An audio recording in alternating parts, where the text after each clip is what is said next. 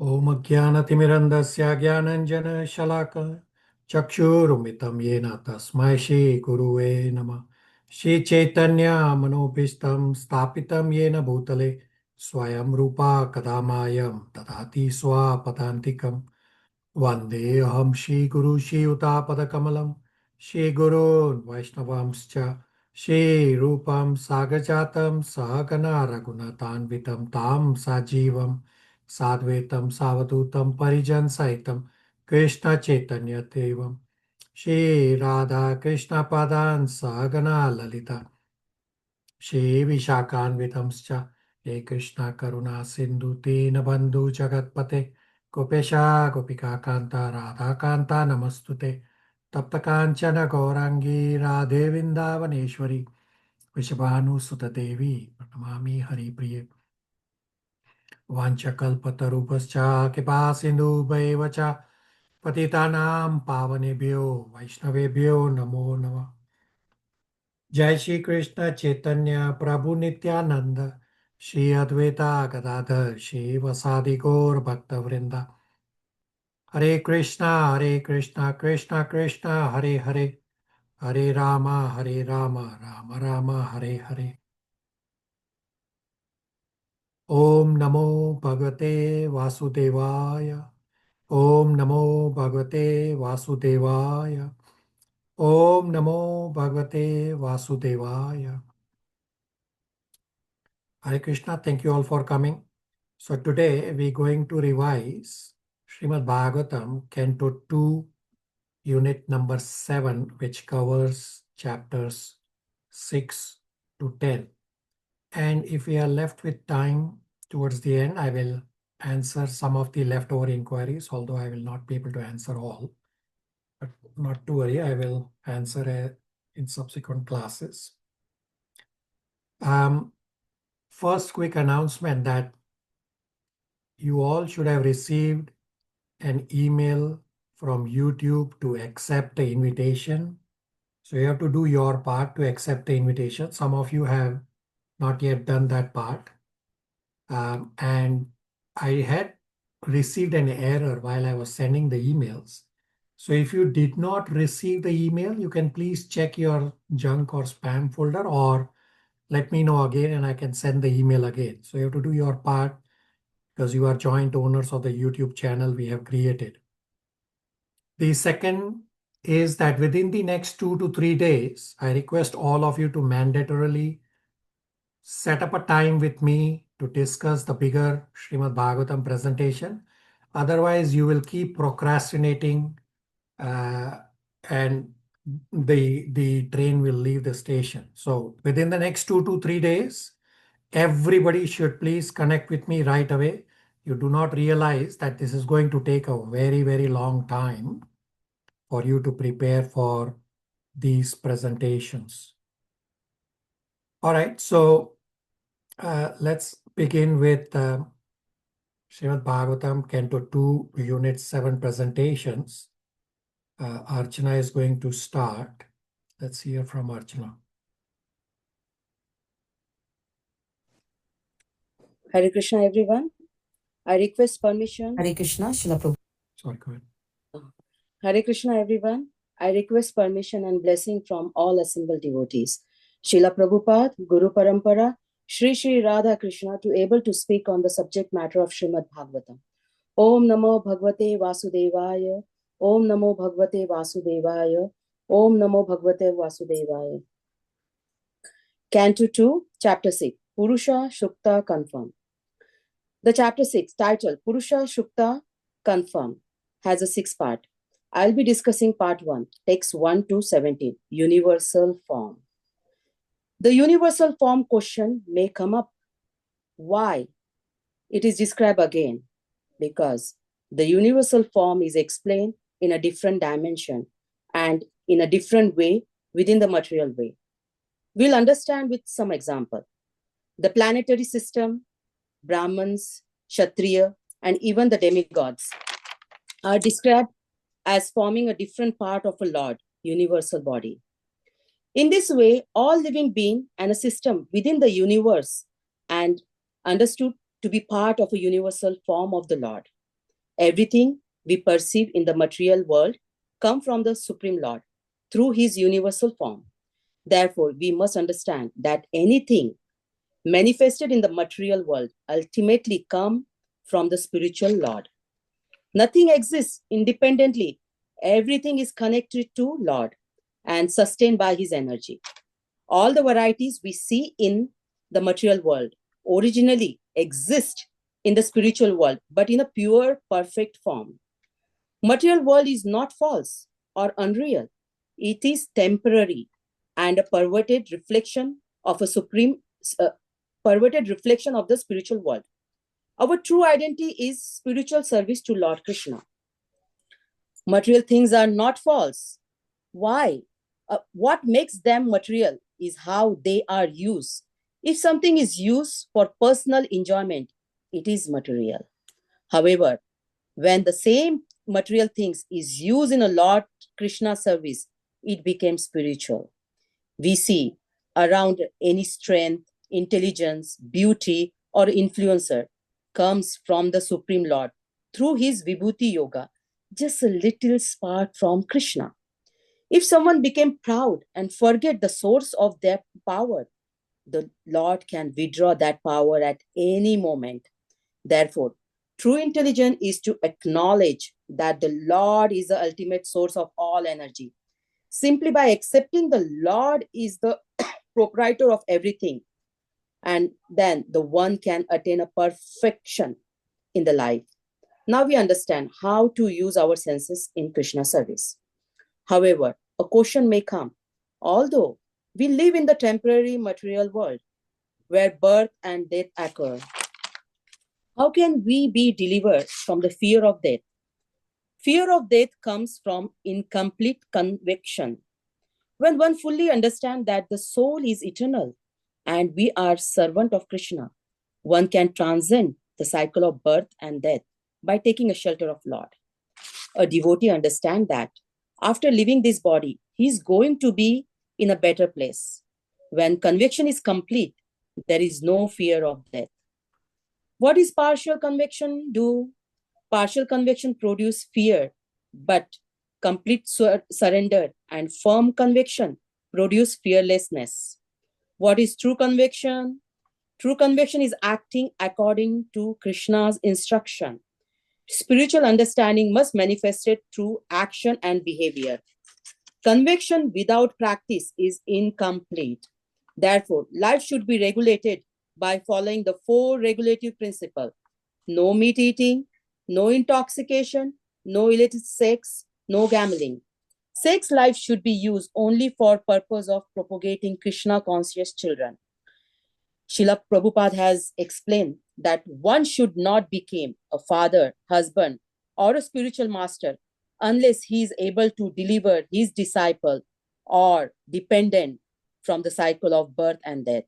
Even Srila Prabhupada quoted Srila Narad Muni Pancharatra verse, CC 19.17, that you engage your senses in a Krishna service, your senses will get purified. Everything exists within the Lord energy, yet he remains separate and unchanged. This is Achinta Bheda Abheda Tattva, simultaneously oneness and a difference. Unlimited universe emanate from Krishna, yet Lord remain complete and infinite. Nothing can be added to the Lord Krishna and nothing can be taken away from Lord.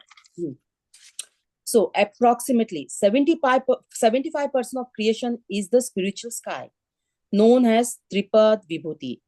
That is 90% of soul. 90% of soul directly in the service of Lord in a spiritual world. And 25% is the material universe, is called Ekapad Vibhuti. That is only 10% of soul suffering in material world. Even though it is only 10% of soul misuse their free will, Krishna does not abandon them. Instead, out of compassion, he created the material universe to give them an opportunity to purify themselves and return back to Godhead. The soul is called Tatasya Sakti, marginal energy, because it has a liberty to associate either with the Lord eternal energy in a spiritual world or with his external energy in a material world. Krishna does not force anyone. The soul has free will. Therefore, always remember, everything comes from Krishna, directly or indirectly. Everything depends on Krishna, and nothing exists independently of Krishna. This is the quick summary of Canto 2, Chapter 6, Purusha Shukta Confirm. Please forgive me for my mistake or a shortcome. Jagat Guru Srila Prabhupada ki jai. Hare Krishna. Thank you so much. Shivangi will continue. Hare Krishna, dear devotees, seeking permission and blessings from all of you, Srila Prabhupada, Sri Guru Parampara, as well as Sri Radha Krishna, to offer this summary of Canto 2, Chapter 6, titled Purusha Shukta, confirmed from Parts 2 and Parts 3, which are from verses 18 to 30. Please forgive me for my shortcomings and mistakes. In these verses, Brahmaji provides Srila Narad Muni a description about the material and spiritual worlds in response to his queries. Supreme Personality of Godhead is the controller of immortality and fearlessness, and he is transcendental to death and fruitive actions of the material world. Even an exalted person like Brahmaji notes that it is difficult to measure the glories of the Lord. Though Archana Mataji also spoke about this, the Tripad and Pada Vibhutis are described here as well. The Tripad Vibhuti is the 75% known as the internal potency of the Lord and is understood as the kingdom of God far beyond the material sky. And the Pada Vibhuti is the 25% comprising his external energy, which we should understand refers to the material world. The Lord's potency is so confounding and immeasurable. For example, it is said in the Chaitanya Chaitamrita that the entire material creation is compared to a bucketful of mustard seeds, where one mustard seed is considered one universe. The eternal servitors reside in the Tripad Vibhuti, where there is no deathlessness, fearlessness, and there is freedom from the anxieties of old age and disease. The Lord's energy is also described. His energy is divided into three component parts, namely Sandhini, Samvit, and Naladini. In other words, he is the full manifestation of existence, knowledge, and bliss. Out of the total manifestations of the Sandhini energy, 1/4 is displayed in the material world, and 3/4 are displayed in the spiritual world as the Pada and Tripada Vibhutis. Brahmaji goes on to explain who is qualified to enter and reside in the Tripad Vibhuti. This person must be free of all material conditionings, particularly the sex desire, which is the whole reason the jiva continued material existence, birth after birth. By his energies, the Lord is thus comprehensively the master in the activities of controlling and in devotional service. He is the ultimate master of both nescience and factual knowledge in all situations. In the field of nescience, activities are directed over lording it over the material world. Therefore, everybody is engaged in acquiring material opulences.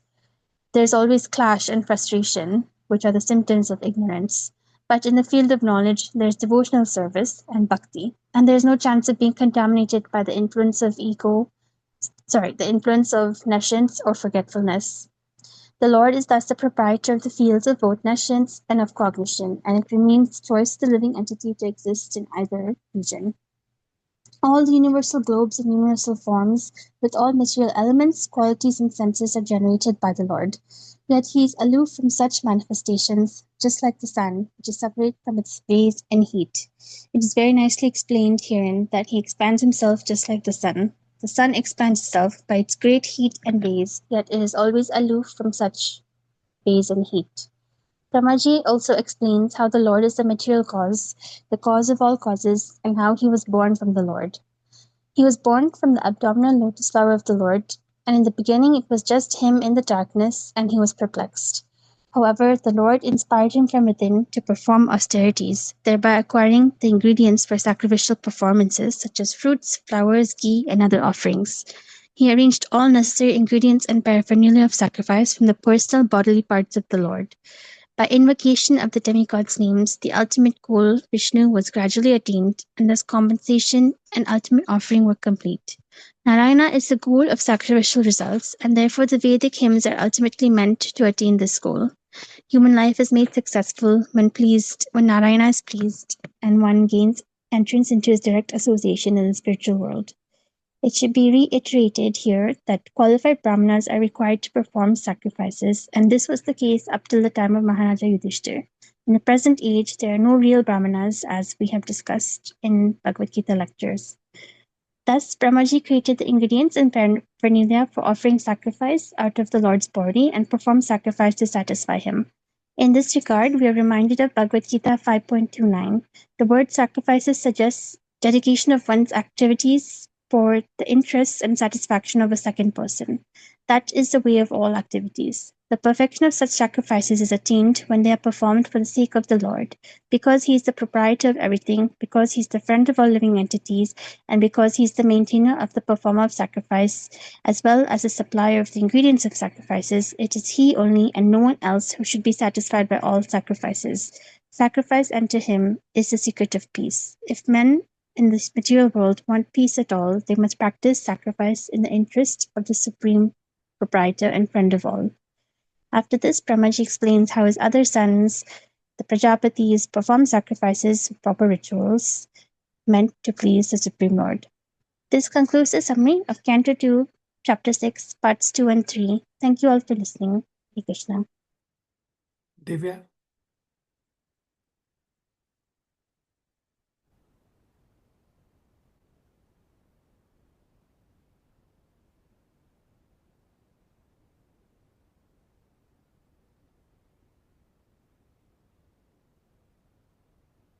Divya, we cannot hear you.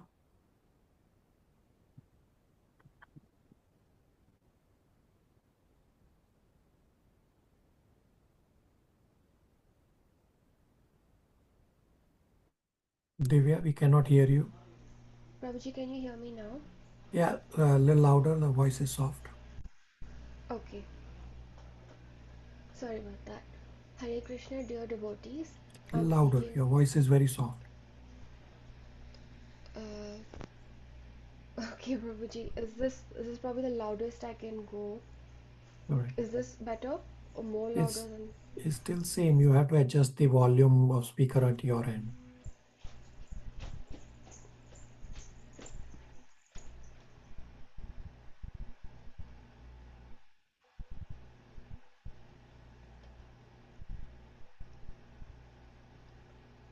Prabhuji, 1 second. I'll just use Shivangi's device.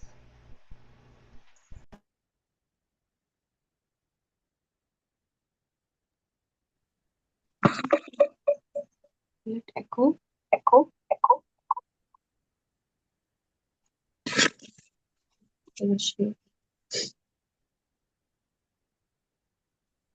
Hare Krishna, dear devotees, I'm seeking permission and blessings from all of you, Srila Prabhupada, Sri Guru Parampara, as well as Sri Sri Radha Krishna, to offer this summary of Canto 2, Chapter 6, verses 31 to 46. This chapter is titled Purusha Sukta Confirmed. Please forgive me for my shortcomings and mistakes. In this section, Brahmaji answers the question put by Narada about the sustenance of the material creation. Material energy is the potency of the Lord and works completely under the Supreme Lord's wishes and direction. It is by his will that Lord Brahma creates and Lord Shiva destroys. Everything, including the affairs of the demigods, is maintained and controlled by the Supreme Lord in his Vishnu form. Even though he maintains the material creation, the Lord is always transcendental to all such material activities. All the material universes are situated inside the Lord's powerful energies, and it is by his arrangement that everything is functioning perfectly. The Lord himself is second to none. He is Nirasta Samya Atishaya. It is through his various energies and expansions that both the spiritual and material worlds are maintained. The Lord's primary three energies are external, internal, and marginal. The external potency and basis of the material creation is displayed in the three modes of goodness, passion, ignorance. The internal potency and basis of the spiritual world is displayed in the three modes of Samvit, Sandhini, and Halatini. The marginal potency refers to all the jivas or living entities who are also spiritual in nature but are never equal to the Lord. The Supreme Lord is the cause of all causes. He is the original cause, and the effects of this go on to become the cause of other effects. Thus, everything, either permanent or temporary, is working as cause and effect. Lord Brahma further confirms this point in the Brahma Samhita 5.1. Ishvara Paramaha Krishna Sachidananda Vigraha Anadir Adir Govindam Sarva Karana Karanam. We take Brahmaji's words on this subject as gospel truth because he is Hrida Autkantyavata, meaning serving the Lord by the eagerness of his heart. Brahmaji is a liberated soul who has fully surrendered to the Lord's lotus feet and accepted him as the supreme truth. The Lord, pleased by his devotion, directly shared the Vedic knowledge to Brahmaji's heart. By being engaged purely in the service of the Lord, the senses of his pure devotees never go astray under the attraction of any false material enjoyment. Thus, Brahmaji's actions, words, and thoughts are perfect and to be accepted as truth due to his direct and intimate connection with the Supreme Lord. But even Lord Brahma, with his Mahajan status and high qualifications, such as having a body made of intelligence, being a self realized soul and pure devotee, having mystic powers, doing lots of austerities, etc., admits that it's impossible to know the Supreme Lord fully. The Lord is unlimited and ever expanding. All the other Mahajans are pure devotees who are considered masters of spiritual knowledge. They also do not know him in his entirety, what to speak of anyone else in existence. Knowledge about the Supreme is revealed only by the Supreme himself, and one can only know him through the process of bhakti yoga, surrendering fully to him and offering him transcendental loving service. Even then, one may only gain some insights about him. He is never fully knowable to anyone.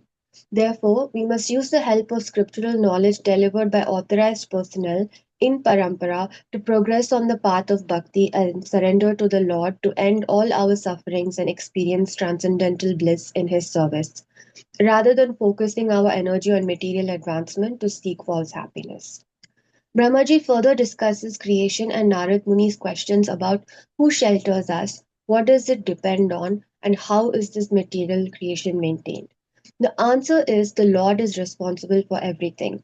Supreme Lord Krishna, in his expanded form of Mahavishnu, creates this manifested cosmos while resting in the causal ocean, which he also creates himself. He is creation, and the entire manifested creation is within him, but he is completely aloof from it. The impersonal feature and the personal form of the Lord exist simultaneously. The impersonal form is just a feature of the Lord, and another one of his expansions. It is how he exists inside everything. All the material universes are created and material manifestations are produced by the breathing of his Mahavishnu form. He then enters into each universe as Garbhodakshaya Vishnu, creates Brahmaji, Lord Shiv, and the other demigods for maintaining that universe. Everything is once more destroyed after the duration of Brahmaji's life is over and absorbed back into his person. This cycle starts again by the Lord's desire and his personal energy. Mahavishnu is also known as Karanavashi Vishnu, and he is the master of eternal time, space, cause and effect, mind, the elements, material ego, modes of nature, senses, the universal form, Garbhodakshaya Vishnu, and all living beings, both moving and unmoving.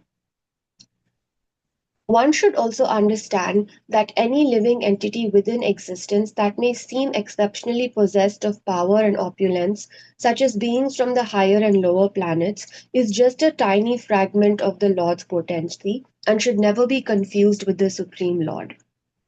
Ultimately, we are served best by following Brahmaji's instructions and following even one of the 9 devotional acts of service, such as hearing, chanting, etc., for the Lord to purify ourselves and leave this material creation. This concludes the summary of this chapter. Thank you all for listening, and sorry for the technical issues, Prabhuji and everyone. Hare Krishna. Super excellent, everybody. Any questions, comments, realizations for the presenters? Very, very well explained, Prabhuji. Every point so clear, and they both of them have put everything so nicely together. And Divya's recitation of words is very beautiful, Prabhuji. I love it. Very nice. Yes, very good. So all presenters have already done a very good job of presenting chapter 6. I will also quickly summarize. Canto 2, chapters 6 to 10 is unit 7, titled Chatur Shloki Bhagavatam. Chapter 6 is titled Purusha Sukta Confirm. In this Canto 2, chapter 6, universal form is described. spiritual and material world comparison is done, and Brahmaji describes that Lord is the original creator, that Lord is not fully knowable, and only by surrender and service one can know little bit about the Lord.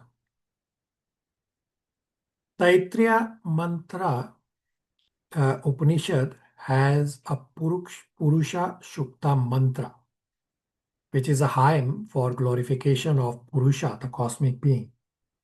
And that's how this chapter is titled, Purusha Shukta confirmed. So a question may come up that why universal form is described again. The answer is, universal form is explained in different dimensions of our experiences of this material world. Therefore, universal form is discussed at multiple places. In simple terms, what we need to understand is that anything that is manifested in the material world is coming from the Supreme Lord.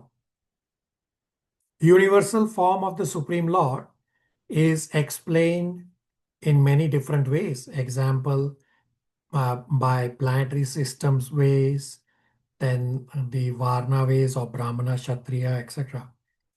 That different people form as different parts of the universal form. Now, even demigods are part of universal form. Whatever we perceive in the material world, everything is coming from the universal form. Everything we see in material manifestation is compared to the body of the universal form. There's a comparison done between material and spiritual worlds. All material perverted variegatedness are originally present in the spiritual world without perversion. It is not that material things are not real. What is not real is that our understanding that I am the controller and that I can be happy by utilizing these things. These things are not real. From the big list of powerful leaders and demigods, one has to understand that all those powers come from Supreme Personality of Godhead, Lord Shri Krishna. Some powerful person, proud of his power, but is suddenly paralyzed and all his power is lost. Lord can take away the power at any time.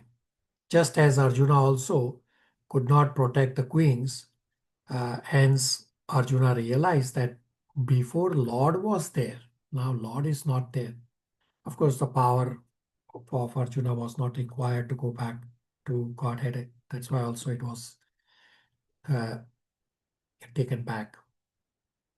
Real intelligence is to admit the Lord as the ultimate source of all energies and to pay tribute to the Lord for his good blessings, because anything can be withdrawn at any point of time. Simply by accepting the Lord as the proprietor of everything is all perfection of life. Bhoktaram yagyatapasu sarvaloke maheshwaram swadram sarvabhutanam gyatvam shantim rachati. 75% of creation is in the spiritual sky known as Tripad Vibhuti, and 90% of the souls are in the 75% of the creation directly serving Supreme Personality of Godhead. And 25% of the creation is all the material universes known as Ekpad Vibhuti. And 10% of the souls are in the material universes, Ekpad Vibhuti. So even though it's only 10% of the souls, still Krishna has taken so much endeavor to create material universes to satisfy the desires of the soul and to give the souls a chance to go back home, back to Godhead. 90% of the souls are anyway directly serving Krishna. Krishna could have left we all 10% souls, but no. Krishna wants all of us back. Sandhini and Ladini Shaktis are the features of the internal potency. In material world, it is very difficult to understand and experience these Sandhini and Ladini Shaktis because these are fully manifested only in the spiritual world. When one is liberated, one can experience little bit of Sandhini, Samvit, Ladini. So deathlessness is example of Sandhini. Fearlessness is Samvit. Also knowledge, because once you have knowledge of Supreme Lord, you will be fearless. And no old age, no disease, no miserable condition is example of Ladini Shakti. So Brahmaji is explaining that I, Brahmaji, am also manifested from the Supreme Lord. And I, Brahmaji, wanted to do sacrifice. So the Lord gave all the ingredients for sacrifice. Therefore, Lord is the cause of all causes. Brahmaji is empowered by the Lord. Hence, Brahmaji is saying, by his will, I, Brahmaji, do the secondary creation and Shiva destroys. So Srila Narad Muni's inquiry was, is there someone superior to you, Brahmaji? Hence, Brahmaji is describing about the universal form. Brahmaji glorifies the Lord, plus concludes that the Lord remains not fully knowable. Lord is not knowable, but only by pure devotional service can one know the Lord. To know the Lord, solution is to just surrender to the Lord. Conclusion is that we cannot understand the Lord fully. Even Mahajans do not know the Lord fully. Lord is ever expanding. Hence, conclusion is to just surrender to the Lord, and this can deliver anyone and everyone. So what is the need to study all this? The need is to understand the greatness of the Lord so that we may have some estimation of the Lord. The estimation is that he is unlimited. Why should you believe what Brahmaji is saying? The answer is Hridayo Ant Kantyavata. Because Brahmaji has caught hold of the lotus feet of the Supreme Lord in the heart with great zeal as the supreme truth in devotional service mood. Hence, whatever Brahmaji says is never proved to be false. Nor is Brahmaji's mind ever deterred. Nor are Brahmaji's senses degraded by the temporary attachment to matter. This is the meaning of Hridaya Antu Kanthya Vata. Finally, Brahmaji explains Mahavishnu is the original creator and Brahmaji is the secondary creator. Brahmaji is assembling the parts which are originally created by the Lord. That's a summary of chapter 6. Any questions, comments, realizations?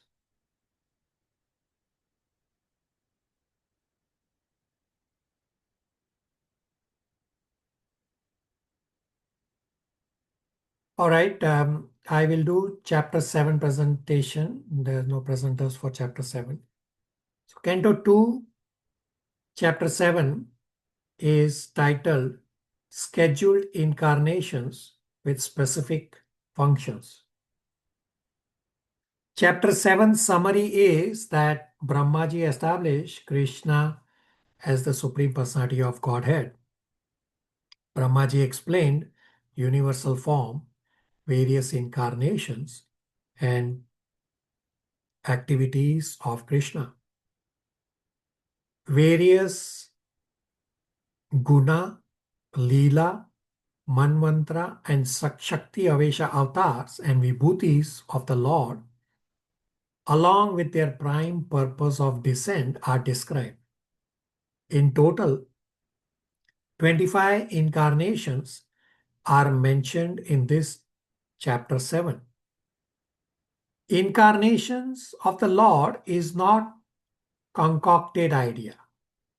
No one should think that this is out of imagination.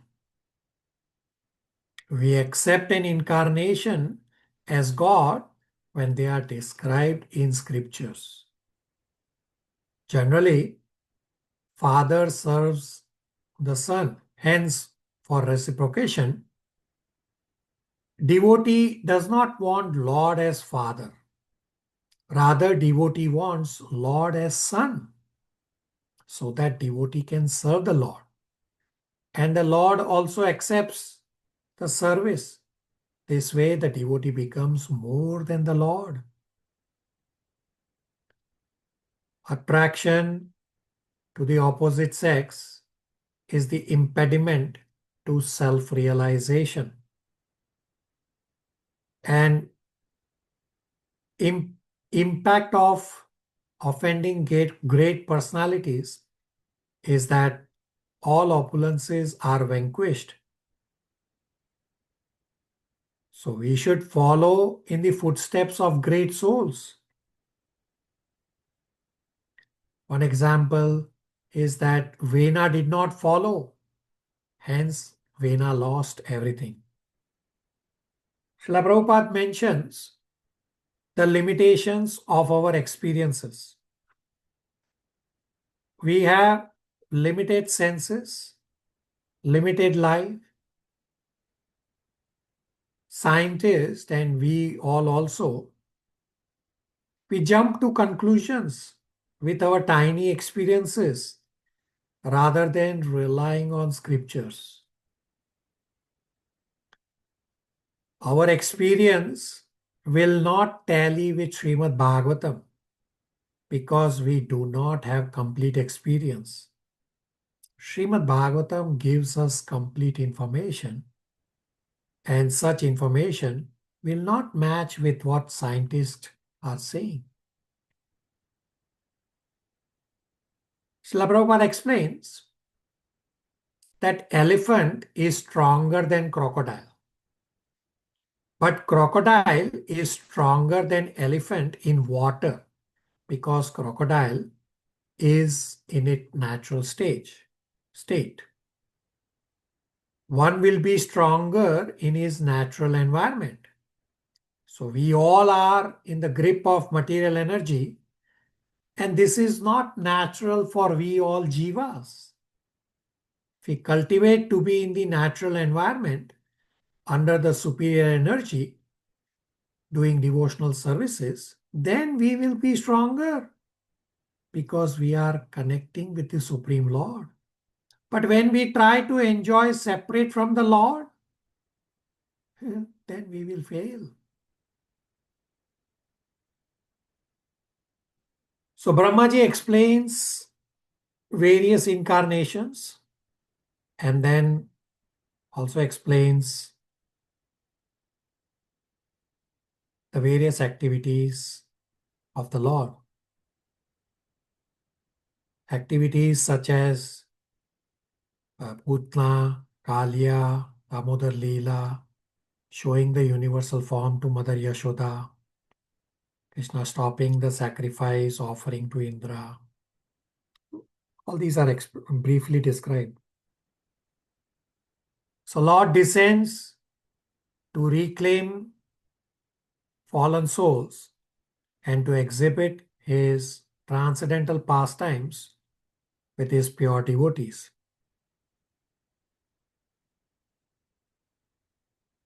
Srila Prabhupada explains, how come the Lord did not expand himself to kill Putana?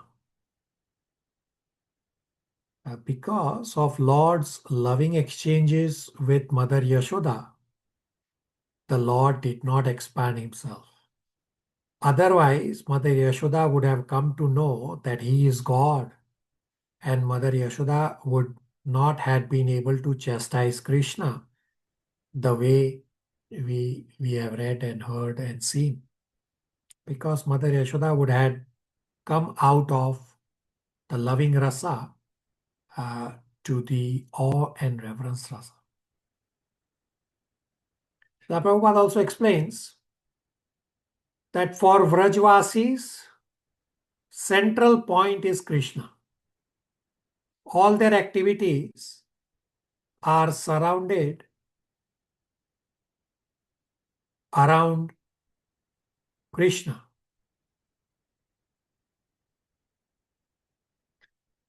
If we also do all our activities with Krishna in the center, then it is Bhakti Yoga. We should tune our lives, our day-to-day activities in such a way that we always remember Krishna. This is perfection. Yes, many of you do practice this very nicely. One can understand the Lord only by His mercy, just as in the material world, any profession requires qualification. Similarly, surrender is the qualification required in devotional path. Those engaged in loving service of the Lord have attained the ultimate goal of life. Hence, for them, there is no need for mental speculation to find out the true nature of God or His activities. Coming to the conclusion, where Brahmaji is explaining to Srila Narad Muni that yes, there is Supreme Personality of Godhead who is superior to all. Supreme Personality of Godhead is the original creator. And Lord should not be blamed for this material world. Example is given that king is not blamed for prison house. If one does not follow the laws of the state, then he has to go to the jail. This is this person's choice. Similarly, those who are rebellious souls to the Lord, meaning we all, those who want to enjoy separate from Krishna, then they are sent to the material world jail for punishment and for reformation. So chapter 7 summary is that Brahmaji established Krishna as the Supreme Personality of Godhead. Brahmaji explained universal form, the various incarnations and activities of Krishna. So at this point, Parikshit Maharaj does not want to stop hearing Krishna Katha. Therefore, in the next chapter, Parikshit Maharaj asks lots of questions so that Krishna Katha can continue. It's a quick summary of chapter 7. Questions, comments, realizations.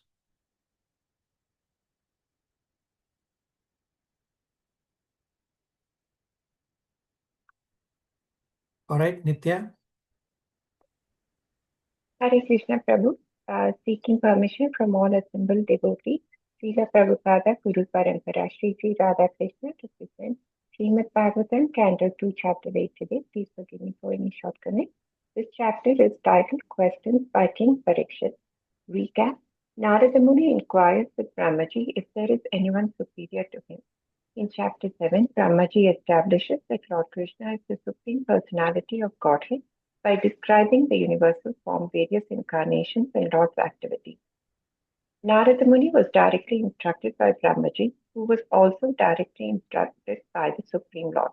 Therefore, the instructions imparted by Narada Muni to his various disciples are as good as those of the Supreme Lord. That is the way of understanding Vedic knowledge. It comes down from the Lord by disciplic succession, and this is distributed to the world by this descending process. The Supreme Lord existed before the material creation, and He is transcendental to all material conception.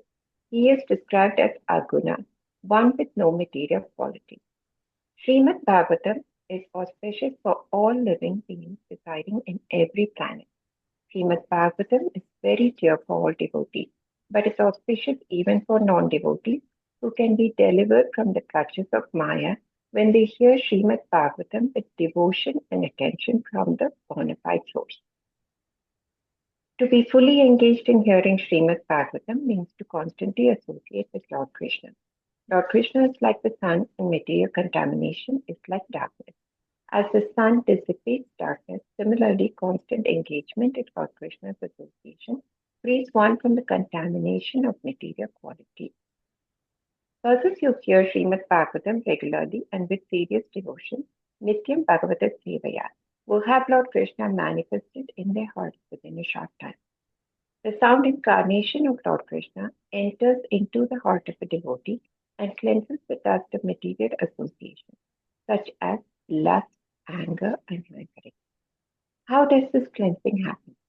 As the sound enters into the heart of a self-realized devotee, Nityam, continuous, one realizes its constitutional relationship to the Lord and comes to the platform of pure, unalloyed devotional service, Prema Bhakti. Thus it acts like the autumn rains upon the pools of muddy water. Devotional service to the Supreme Lord is the only method for cleansing the heart for good and the best method for liberation from the clutches of Maya. A pure devotee of the Lord whose heart is cleansed by the process of devotional service never relinquishes the lotus feet of the Lord. Just as a weary traveler is satisfied when he returns home and forgets all troubles he faced on the way. A pure devotee of the Lord is exactly in a family tie with the Lord, and he is undeterred in discharging his duty in devotional service to the Lord.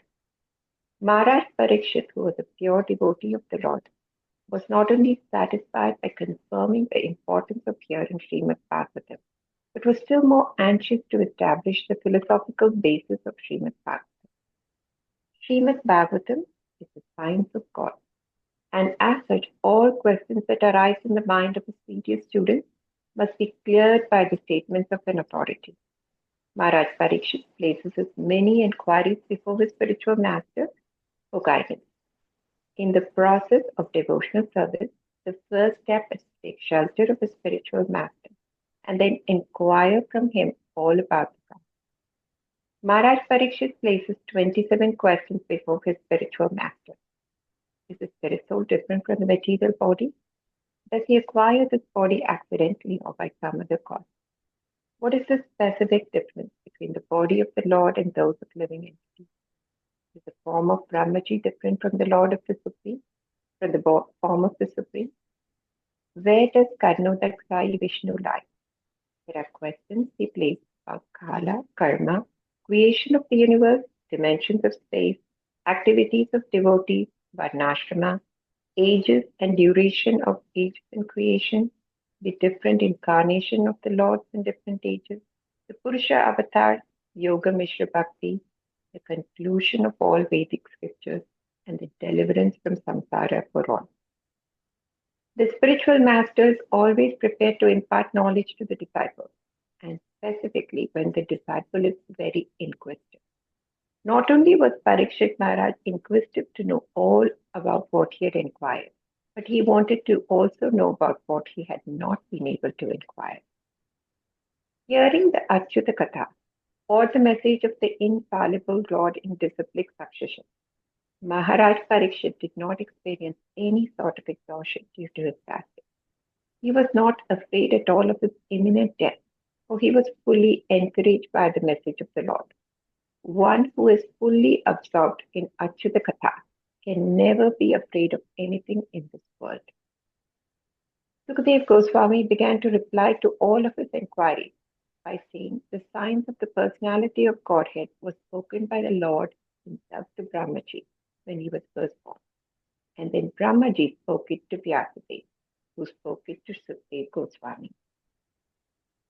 Parikshit Maharaj placed many inquiries before his spiritual master, Sukadev Goswami, who answers all the questions in a systematic order on the basis of what comes first and not as posed by a devotee. Srimad Bhagavatam is the science of the Supreme Personality of Godhead, and one should learn this from a bona fide representative in disciplic succession as Maharaj Parikshit did.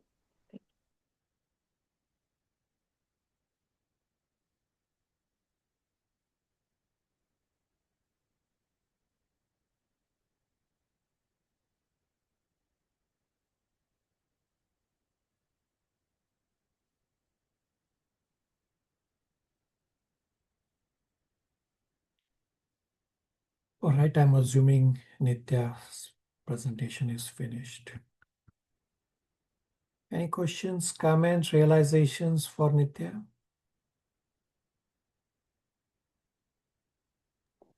Hare Krishna Prabhu. Very nice, beautiful presentation by Nitya Mother. Okay. Yep. All right, in essence of time, I will also quickly summarize chapter 8. Nitya has also summarized quite well.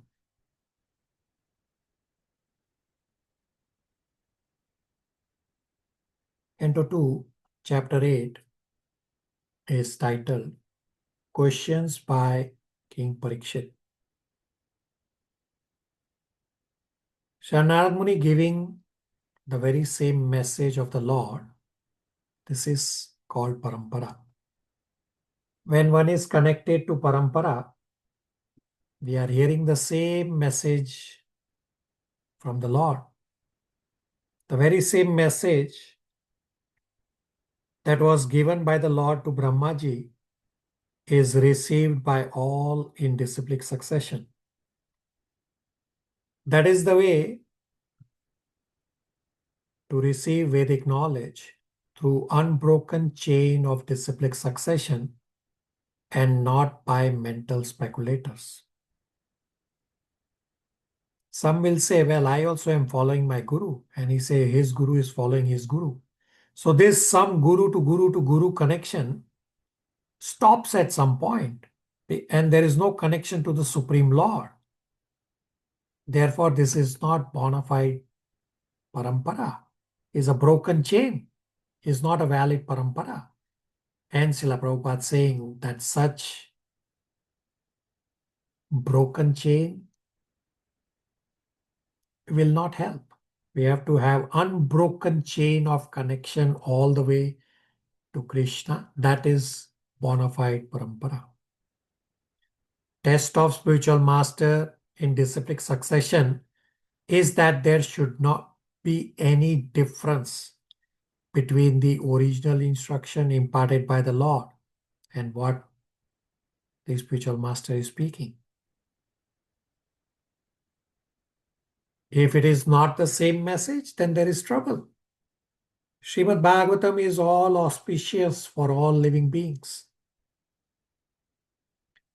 Parikshit Maharaj personally recommends that one should hear Srimad Bhagavatam regularly. Nityam Bhagavata Sevaya. Always by one's own effort and with serious devotion also should hear regularly Srimad Bhagavatam.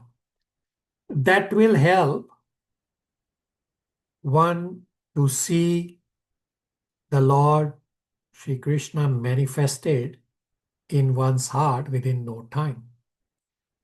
Constant hearing means Nityam Bhagavata Sevaya. Is associating with Krishna.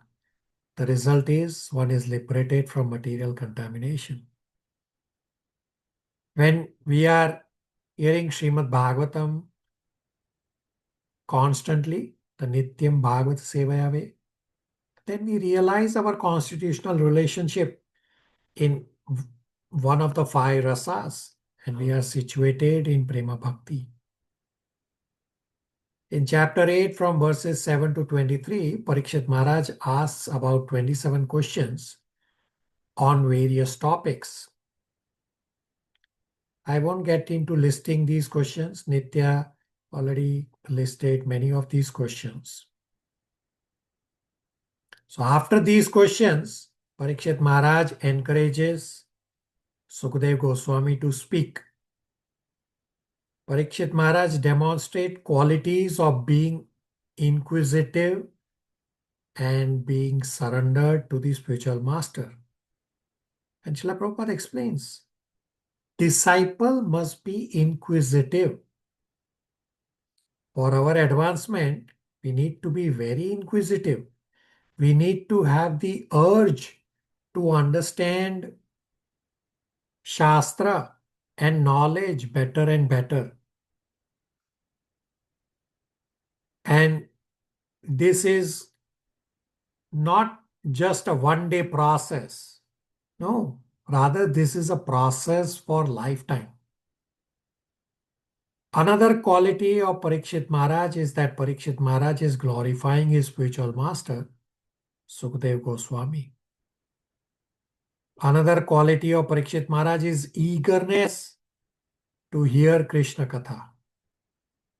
Parikshit Maharaj is not exhausted even when he is without food and water for 7 continuous days and nights. I need food every few hours. I need water very frequently.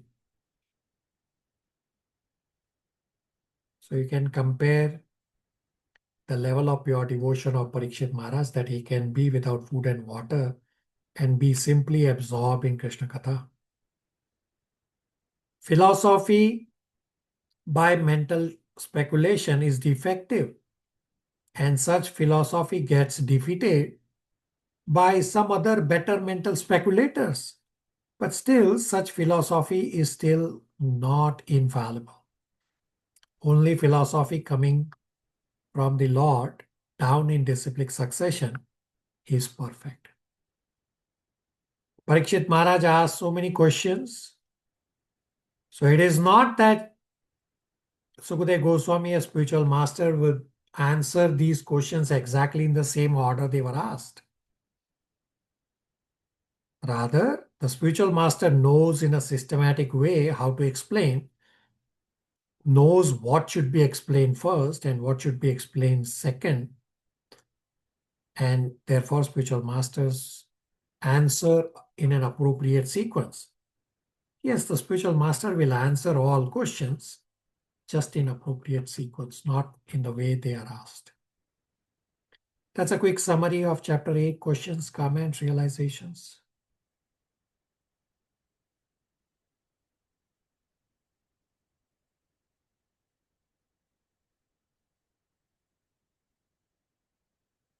All right. Let's hear and see from Pragya.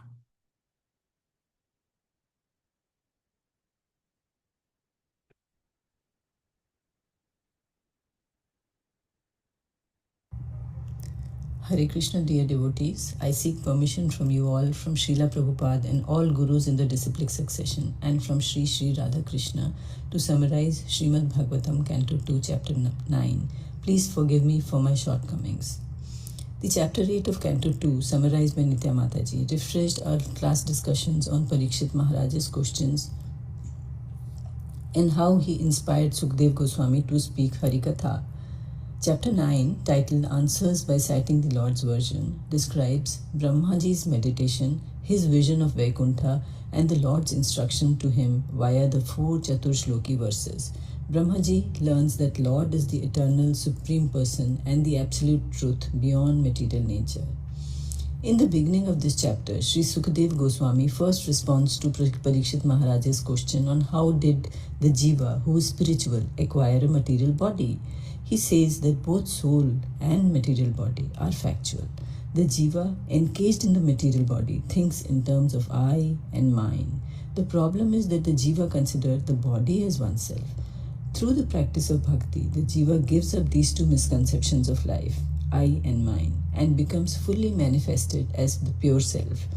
When we understand that we are not the body, we are the soul, then we find our relationship that is real and with the Lord.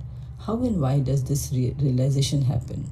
The direct answer is given in Srimad Bhagavatam 1.2.7.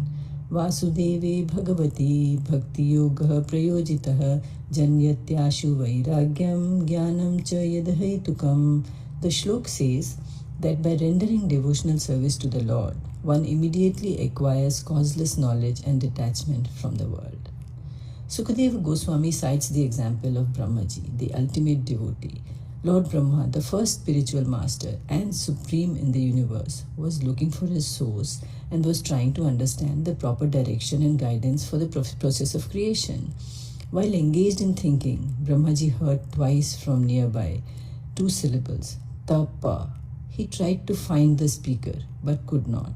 He took that as instructions from his master through his vani and took to execution of penance as he was instructed to do tapa. There are two ways to serve our spiritual masters. Through Vani, that is to follow the instructions of the spiritual master when he is physically not there, and through Vapu, when proximity is there, actually physically serving the spiritual master.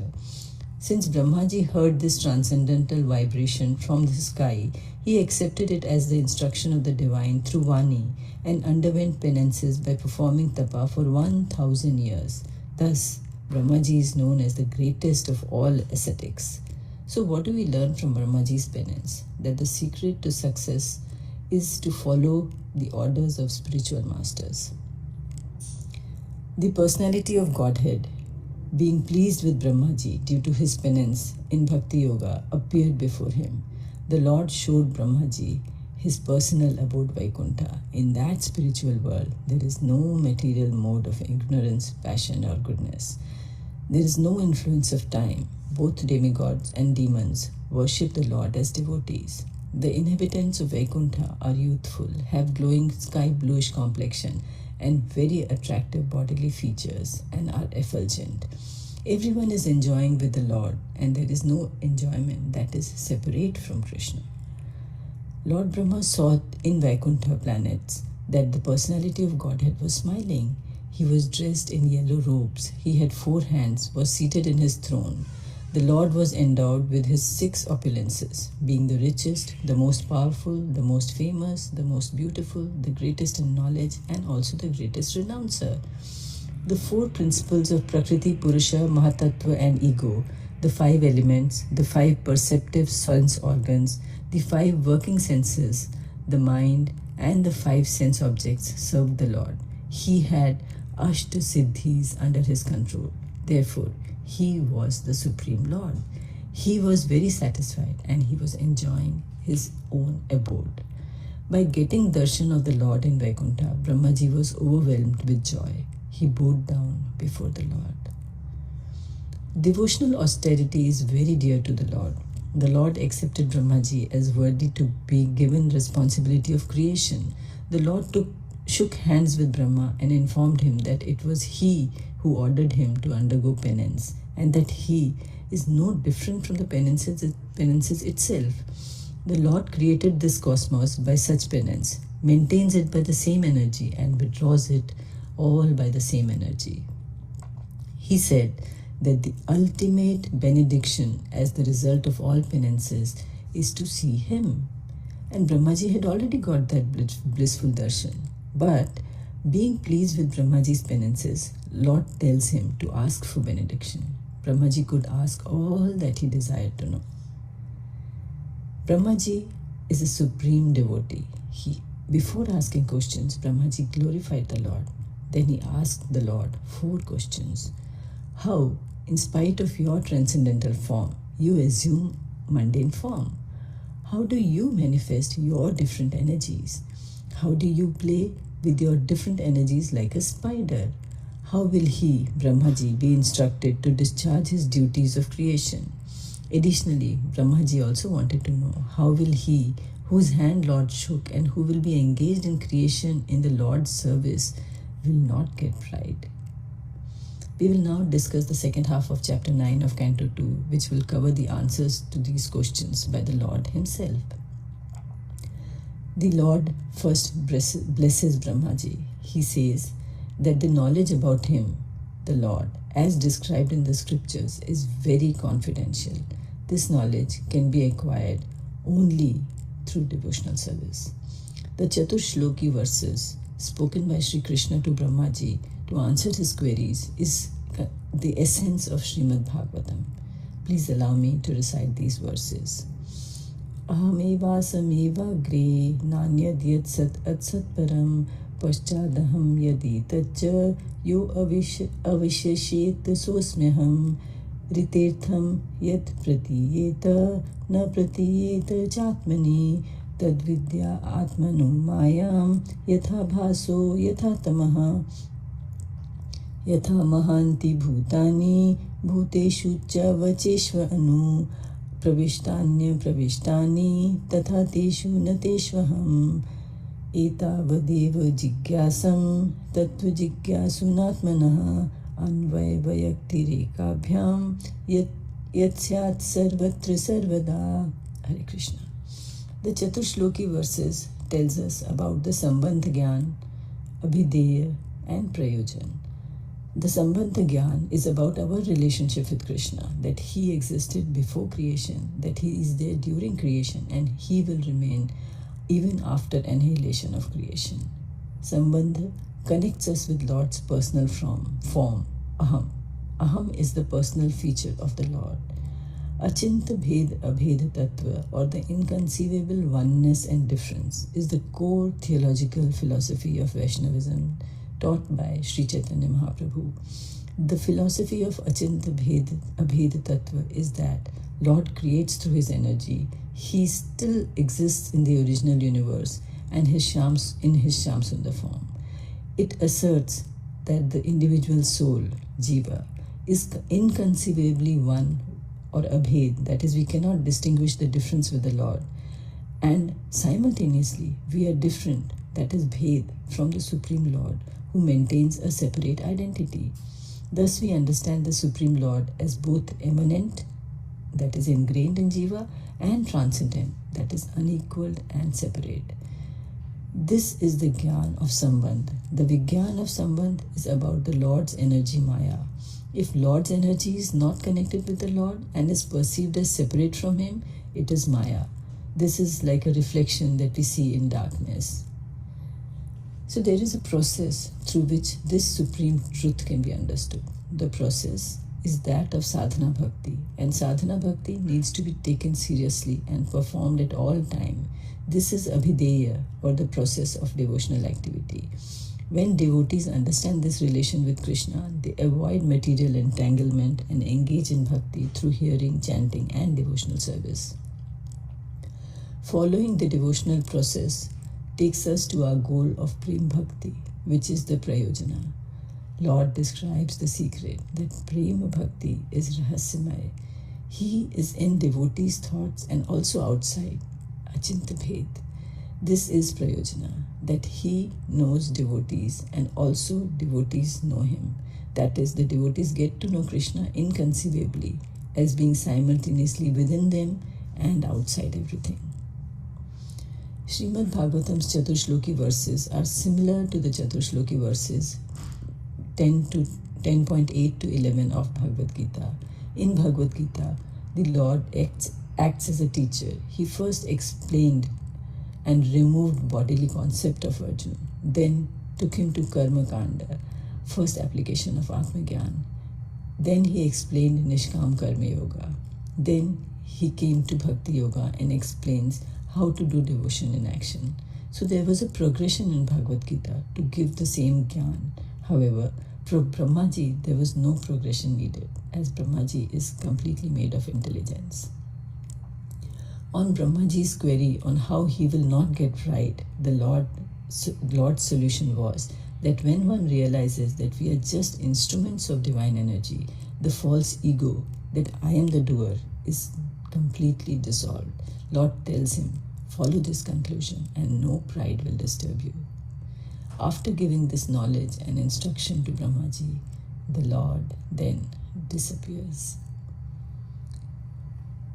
After the disappearance of the Supreme Personality of Godhead, Brahmaji began to recreate the universe. It was recreation, since he was assembling the things already created by the Lord. Brahmaji, by following regulative principles, is teaching self-control to all living entities. Brahmaji, as a disciple of the Supreme Lord, had received the real knowledge. Sukadev Goswami takes back the discussion to tell King Parikshit that Brahmaji's son Narad, by strictly following the instructions of his father, pleased Brahmaji. Narad was the dearest son of Brahma, and he was always ready to serve his father. He strictly followed all the instructions of his father. Narad thus pleased his father and desired to know all about the energies of Vishnu. Only one who has unflinching devotion to the Lord and to the spiritual master does transcendental knowledge become automatically revealed. Such relationship between the disciple and the spiritual master is eternal. One who is now the disciple is the next spiritual master, and one cannot be a bona fide and authorized spiritual master unless one has been strictly obedient to his spiritual master. Brahmaji, as a disciple of Supreme Lord, received the real knowledge and imparted it to his dear disciple Narada.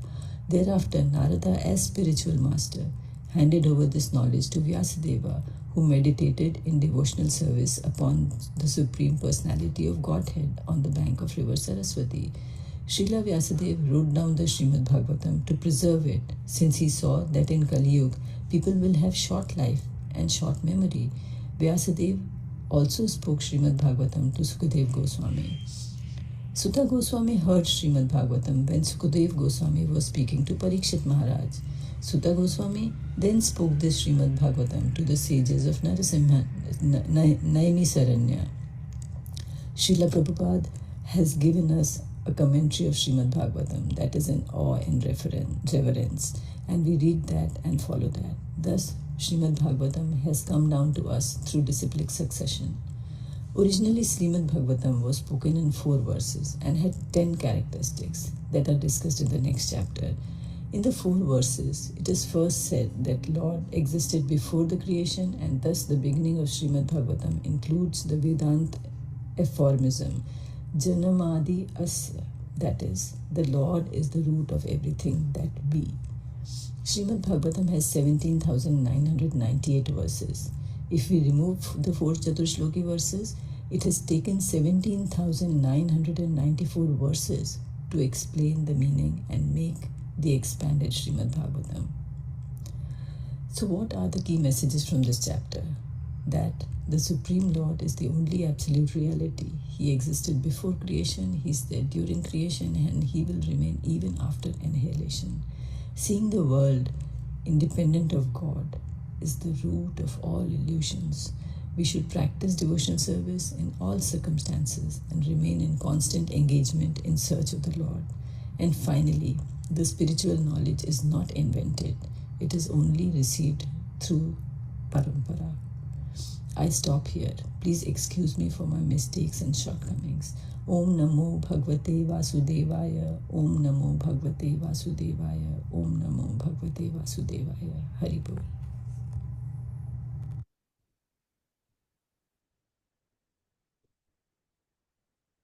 Questions, comments, realizations on Pragya's presentation?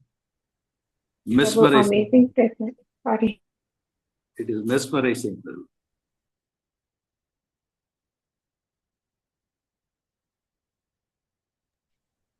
Hare Krishna Prabhu, I got a goosebump, Prabhu. And I really was waiting for Pragya Mataji's presentation because she's always come with new ideas, and like she used the means technology in the service of Krishna. Super excellent, Prabhuji. Amazing, Prabhu. Not for a second was my mind wandering anywhere else. And it was just amazing. And it seemed like a major presentation. It was so amazing.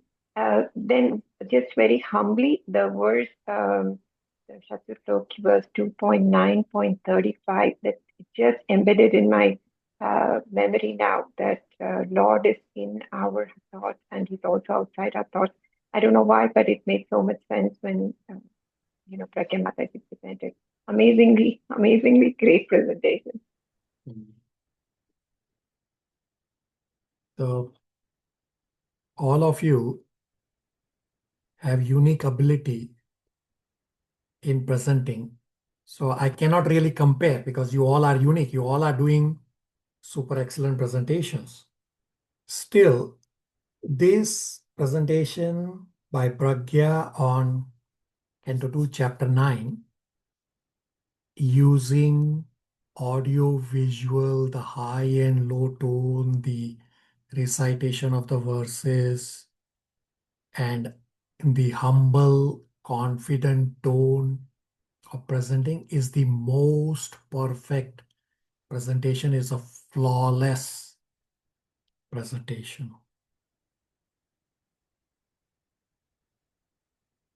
My presentation on Canto 2, Chapter 9 will seem very, very pale.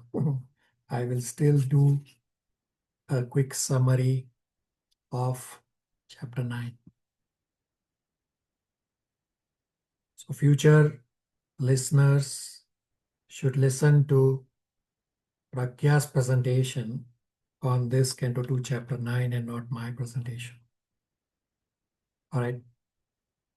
Canto 2, chapter 9 is titled Answers by Citing Lord's Version. In the previous chapter 8, Parikshit Maharaj asked lots of questions and encouraged Sukadeva Goswami to speak Krishna Katha.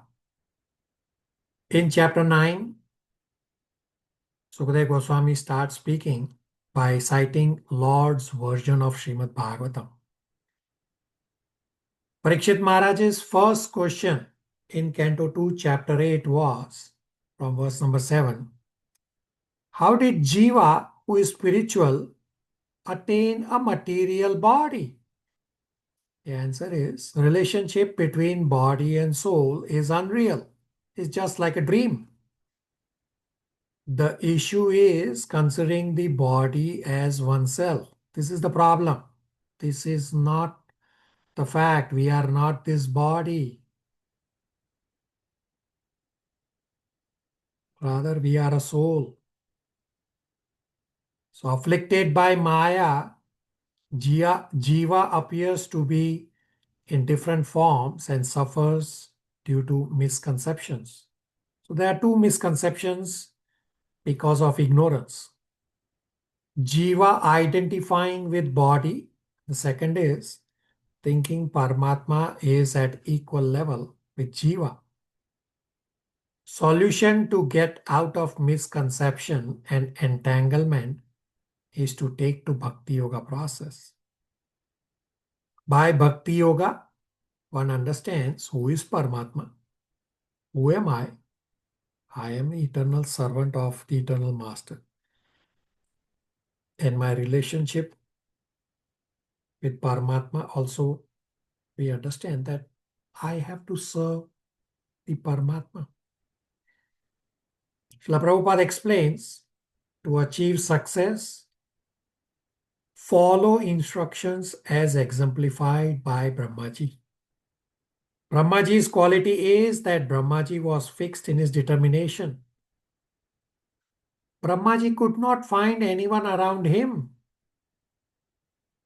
When he heard the words tapa tapa, still Brahmaji did austerities simply by hearing, and Lord gave him all the required knowledge.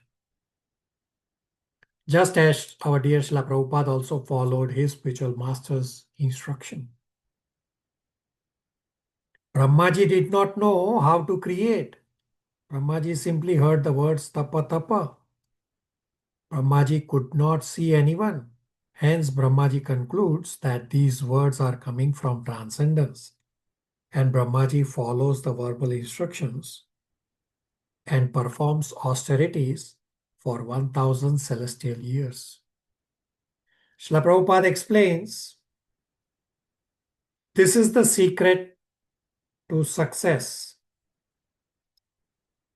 Secret to success is to follow the orders of spiritual master. Being pleased by Brahmaji's penance,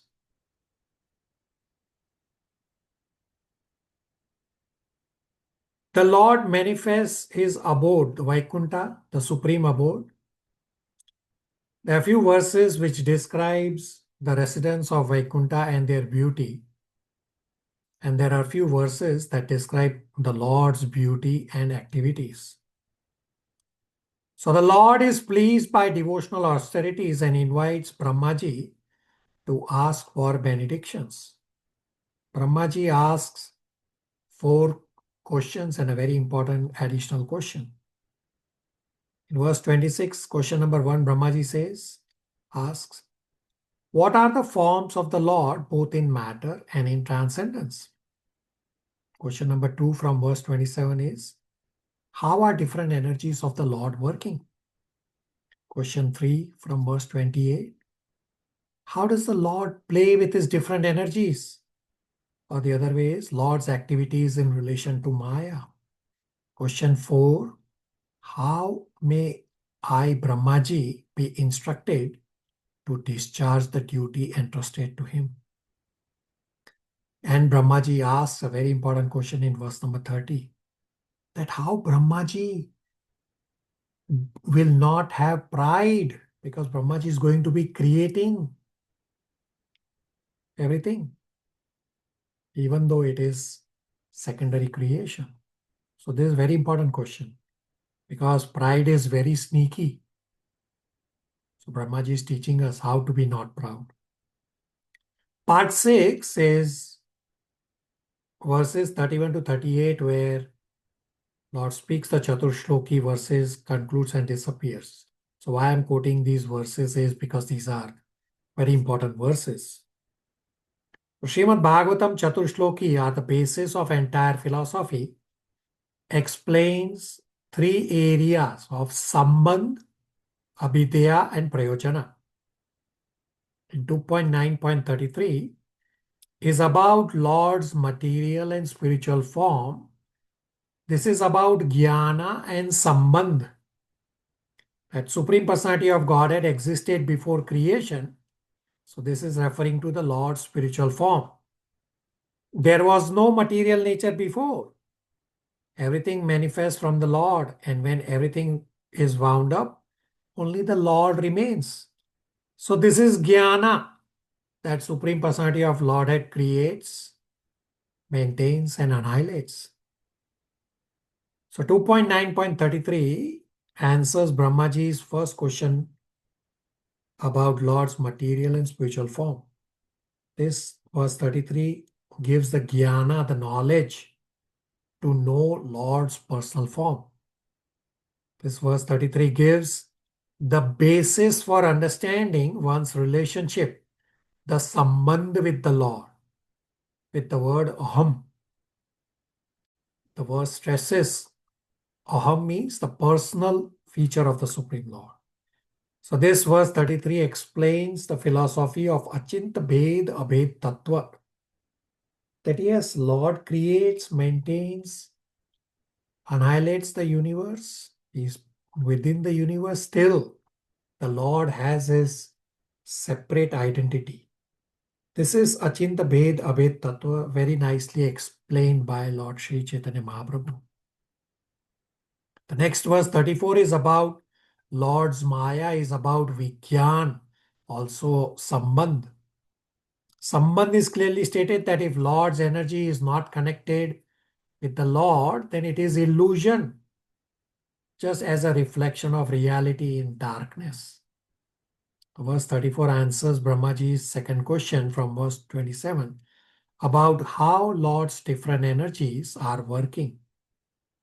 Verse 34 explains Vijnana, the realization of illusory potency of Maya that occurs by Lord's grace, to teach the truth that his forms and qualities are different from matter. The Lord describes the qualities of illusory energy, Maya. Verse number 35 is about Lord's activities in relation to Maya. This is Rahasya, confidential, is pure devotional service. So this is about Prema Bhakti and Prayojana. The Lord describes the secret, Rahasya, secret of love for him. The most confidential and mysterious goal is Prema Bhakti. As the material elements are simultaneously within and without the cosmos, similarly, I am simultaneously within the devotee's thoughts and also outside of the devotees. Meaning, Krishna says, I only know my devotees and my devotees know me. Hence, this is Prayojana, Prema Bhakti. So there's verse 35 answers Brahmaji's question number 3. How does the Lord play with his different energies? Or what are the Lord's activities in relation to Maya? And verse number 36 is about Tad Angam, is about sadhana bhakti and abhideya. In verse 36, Krishna says one must search for that absolute truth, which is determined as the best result, best positive result through performance of sadhana bhakti. That search is through sadhana bhakti. Therefore, this is abhideya, the process. If we do not perform sadhana bhakti, then we will lack results. Hence, bhakti should be performed always in all circumstances. So these 4 Chaturshloki verses are the original 4 verses spoken by Supreme Personality of Godhead Lord Shri Krishna directly to Brahmaji, and later on expanded by Srila Narad Muni, then Vyasadeva and various acharyas in disciplic succession. Tadangam is the means by which one may attain the confidential goal. The rahasya is described here in this 35, meaning Tadangam is the sadhana bhakti. So this verse number 36 answers Brahmaji's question number 4. How may I, Brahmaji, be instructed to discharge the duty entrusted to me, as well as for Brahmaji's very important question in verse number 30, how Brahmaji does not get pride. That when Brahmaji said that when Brahmaji does the service of creation, how does Brahmaji not have pride? Therefore, Lord is saying, concentrate on these Chaturshloki verses that I have just told you. Then there will be no pride. So I quoted the verses because these are very important verses. These are original Srimad Bhagavatam verses directly spoken by the Lord, even though we are doing a high-level summary. So Lord said to Brahmaji that follow these instructions, and Brahmaji will not have pride to explain the meaning of the original 4 Srimad Bhagavatam verses spoken by the Lord to Brahmaji. The Chaturshloki further expanded in Parampara. Hence, Srimad Bhagavatam has become almost 18,000 verses. Lastly, Srila Prabhupada explains that to receive transcendental knowledge, you should satisfy spiritual master. Receiving knowledge is not like exchanging dollars. One cannot understand transcendental knowledge just by being a Sanskrit scholar. Only a devotee can understand. Therefore, Srila Prabhupada is saying that this is not like exchanging dollars. Rather, service attitude, humble attitude, inquisitive attitude, and devotion are the qualities to understand Srimad Bhagavatam. That's a quick summary of chapter 9. Questions, comments, realizations.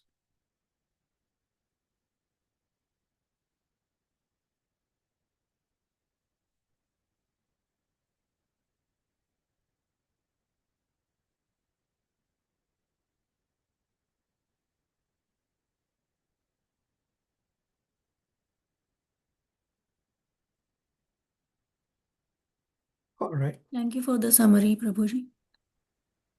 Thank you for listening with rapt attention. All right, last chapter, chapter 10, Archana is going to present. Hare Krishna, everyone. I request permission and blessing from all the assembled devotees. Srila Prabhupada, Guru Parampara, Sri Sri Radha Krishna to able to speak on subject matter of Srimad Bhagavatam. Om Namo Bhagavate Vasudevaya. Om Namo Bhagavate Vasudevaya. Om Namo Bhagavate Vasudevaya.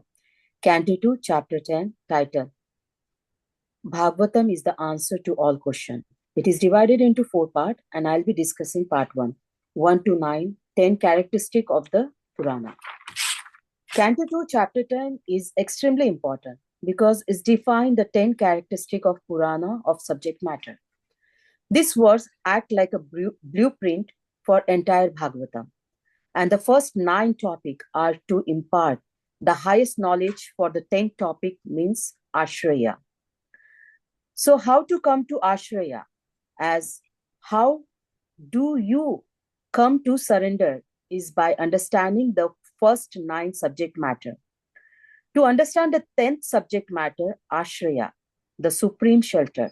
So we must understand the first nine subject matter. And those 9 subject matter are not separate chapter, but theme that runs throughout the entire Srimad Bhagavatam. The first characteristic is Sarga, means creation of Lord. Supreme Lord creates the various ingredients and he make it Sarga. What is created in Sarga?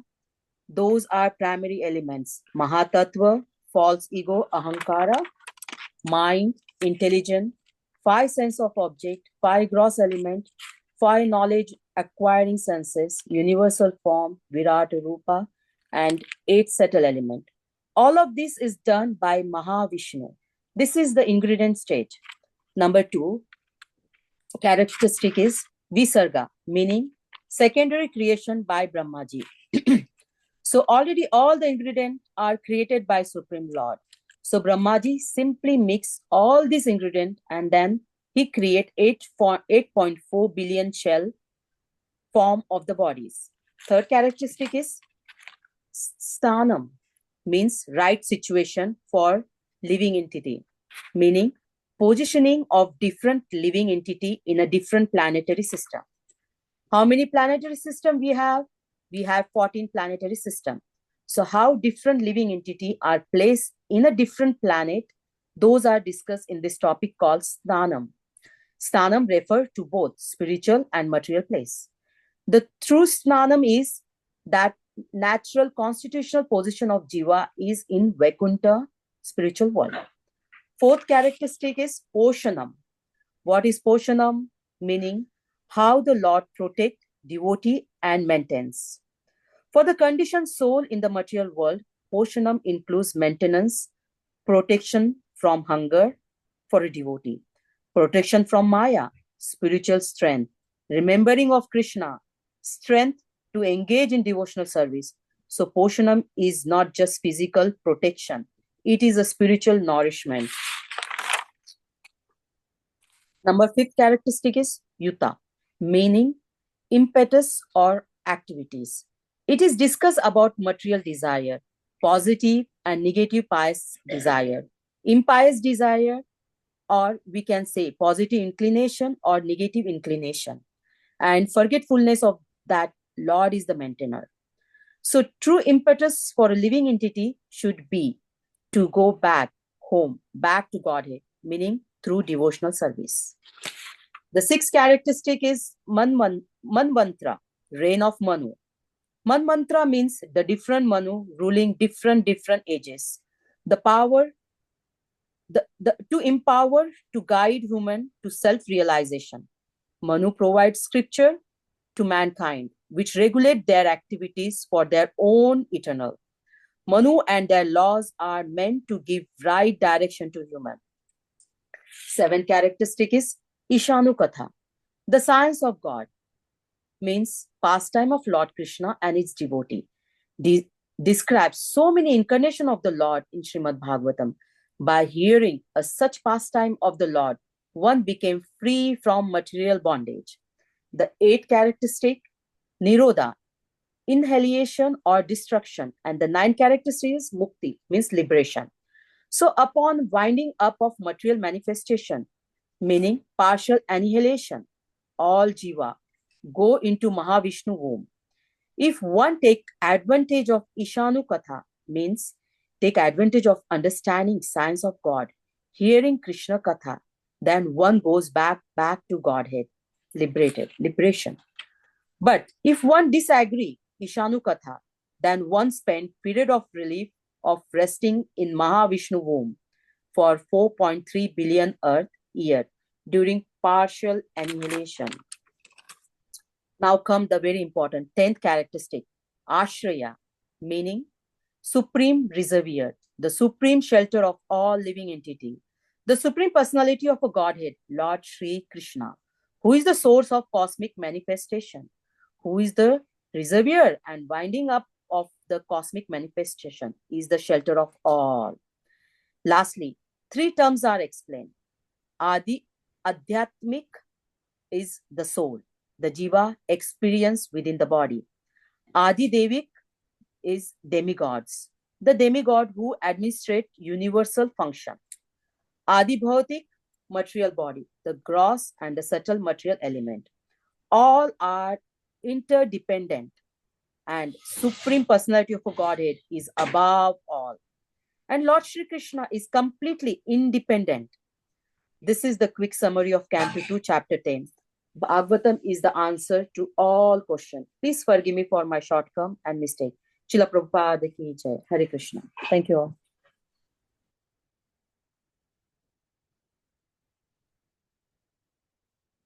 Very good.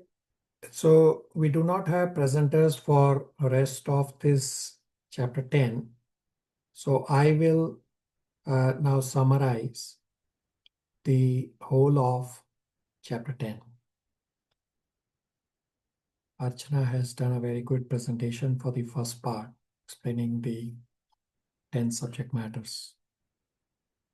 So Canto 2, chapter 10 is titled Bhagavatam is the answer to all questions. 10 subject matters of Srimad Bhagavatam are described in this chapter. Very first verse, it says, Shri Sukha Uvacha Atra Sarga Visargascha Sthanam Poshanam Utaya Manvantra Esha Anukanta Nirodha Muktir Ashraya. So first is Sarga, the primary creation by the Lord. To understand this with an example, that use an example of clay, that clay is created by the Supreme Lord, and the potter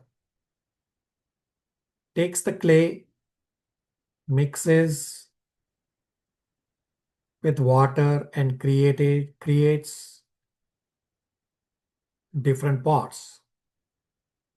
So one who created or provided the original clay is the original creator, Supreme Lord. This is Sarga, original creation. And potter's creation of the different pots by mixing the various items is Visarga, is the secondary creation which Brahmaji is doing. So potter is not original because potter does not have the ingredients. The ingredients are created by the Supreme Lord as part of Sarga, original creation. Brahmaji is the secondary creator. Brahmaji is mixing the various permutation combinations to get to the various 8.4 million bodily shapes. So Brahmaji is only mixing what the Lord has already created. So Sarga is the primary creation done by Mahavishnu. The original 16 elements are created by Mahavishnu. So 16 elements are 5 gross elements of earth, water, fire, air, ether. 5 objects of senses of smell, taste, form, touch, sound. 5 knowledge acquiring senses of nose, tongue, eyes, skin, ears. 1 mind plus 8 subtle items.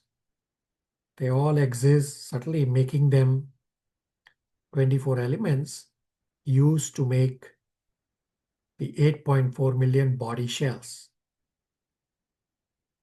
So the five working senses, the one intelligence, the one false ego, and the one Mahatattva. All these are all the elements required for creation. Second is Visarga, secondary creation by Brahmaji.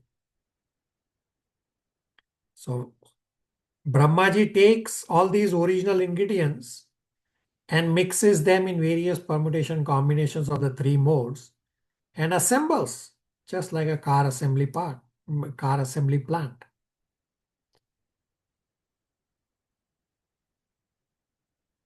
At the end of Brahmaji's day, partial annihilation happens and all Jiva go into Mahavishnu's womb for 4.3 billion years. On next day of Brahmaji, creation happens again. Jiva comes out of Mahavishnu with the consciousness that they had when they left the previous body.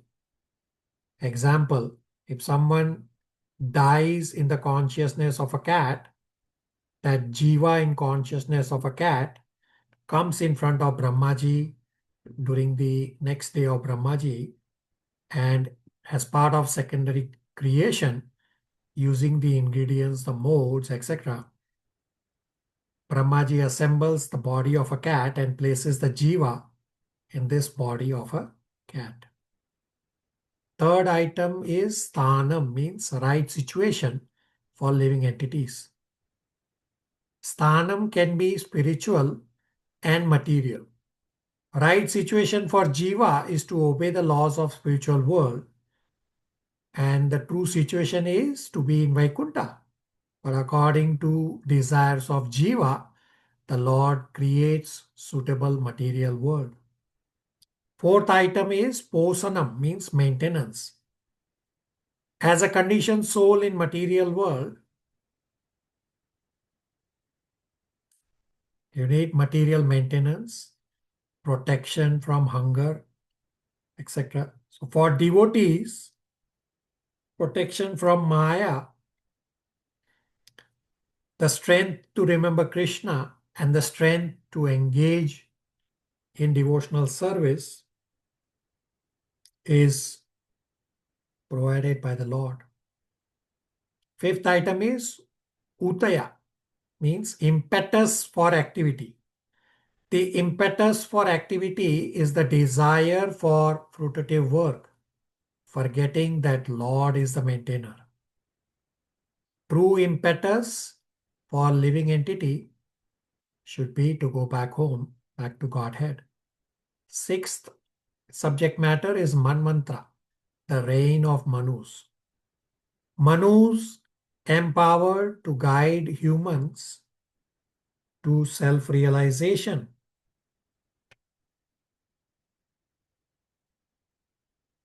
Manus provide revealed scriptures to mankind,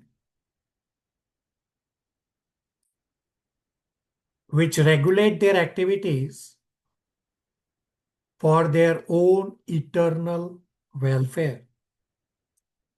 Seventh subject matter is Ishanukatha, the science of God. Science of God describes incarnation of Lord, activities of Lord, and activities of great devotees in relation to the Lord. By hearing such pastimes of the Lord, one becomes free from material bondage. Eighth subject matter is Nirodh, means winding up. Upon winding up of material manifestation, all Jiva go into Mahavishnu's womb. If one takes advantage of Ishanukatha, the science of God, hearing Krishna Katha, then one goes back home, back to Godhead. But if one disregards Ishanukatha, science of God, then one gets an interim period of relief of resting in Mahavishnu's womb for 4.3 billion earth years during partial annihilation. Just as some animals like polar bear have a period of hibernation. Ninth subject matter is mukti, liberation. We should give up these changeable gross and subtle bodies by taking advantage of Ishanukatha.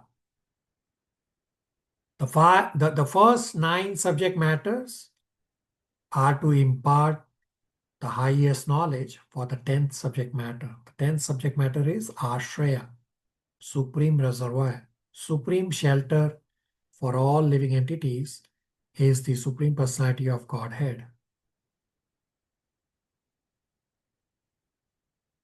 So how the universal form is manifested in the material world is described that universal form is the sum total of all jiva. So you have seen this visual earlier also, what you have on the screen, that behind each organ there is a subtle organ.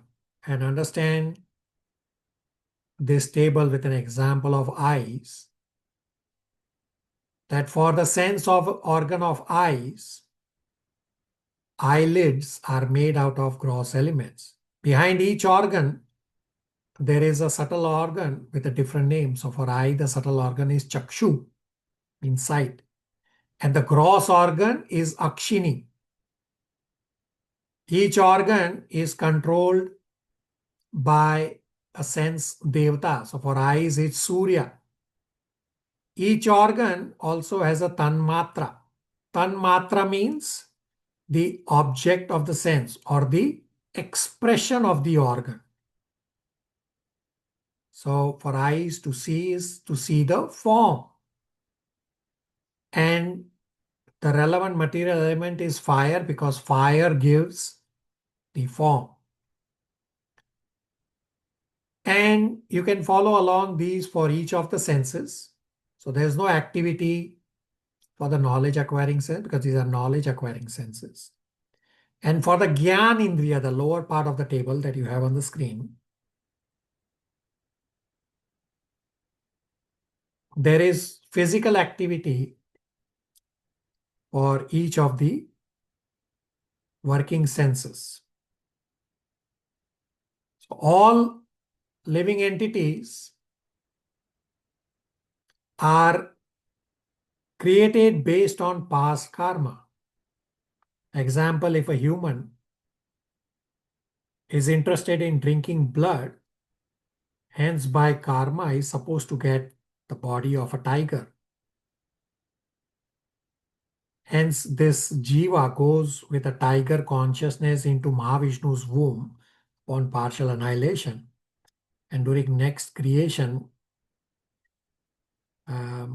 this jiva comes in front of Brahmaji with the consciousness of a tiger, and Brahmaji puts this jiva in a tiger body. Thus, the jiva takes birth as a tiger according to his karma and his consciousness. So, Brahmaji is omnipotent enough to see the consciousness of a jiva and finds the perfect match from the 8.4 million life forms. Srila Prabhupada gives the example that by mixing the 3 primary colors of red, blue, and green, we can have unlimited colors. Similarly, each living entity is unique because the combination of the 3 modes is unique. Even twins are not exactly identical. The combination of the 3 modes is slightly different. Brahmaji has all the material elements available to him, and Brahmaji can mix in many different ways. Brahmaji can mix in 8.4 million different ways to create the 8.4 million life forms. The analogy of Ajagala Sthana Nyaya is described, which means the logic of setting aside the Supreme Lord as the cause of all causes is like trying to milk the nipples on the neck of a goat, thinking milk will come out. So what this analogy is explaining is that considering material nature to be the cause of creation, maintenance, etc., is the logic of trying to milk the nipples on the neck of a goat. No, Lord is the cause of all causes. And lastly, Saunaka Rishi wants to continue hearing Krishna Katha. Therefore, Saunaka Rishi recalls the discussion from Srimad Bhagavatam 1.13.1 that Sutta Goswami had previously spoken about Vidura, that how Vidura received the knowledge of the self from the great Maitreya Muni.